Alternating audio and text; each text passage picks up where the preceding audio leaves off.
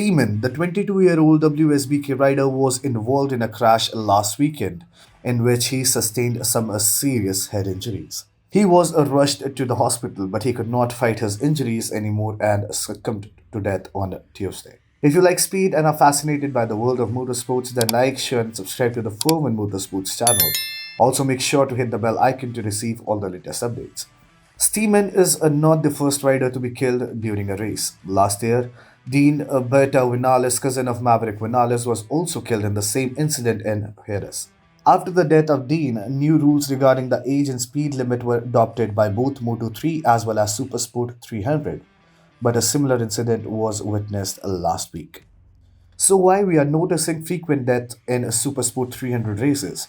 Well, according to the world champion Maverick Vinales, one of the major reasons is the weight of the bike.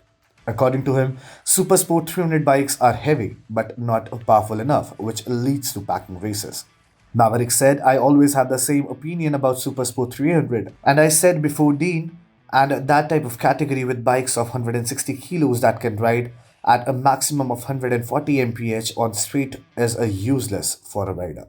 Well, he is not wrong. Supersport 300 bikes are way less powerful to be included in the international racing format. And with the heavy weight of the machine, the power to weight ratio is pretty average. Having a lower power bike limits the rider to gain an advantage over their opponent, which leads in crashes, and due to heavy weight of the machine, escaping with minimal injuries becomes a task. Bikes like Yamaha R3, KTM RC390, and Kawasaki Ninja 400 are undoubtedly some of the best performing bikes on the roads. But when it comes to taking them down on the track, the story becomes different. These bikes are built mainly for road purposes and not track. And Supersport 300 does not have any major modification mandate on their bikes for the track.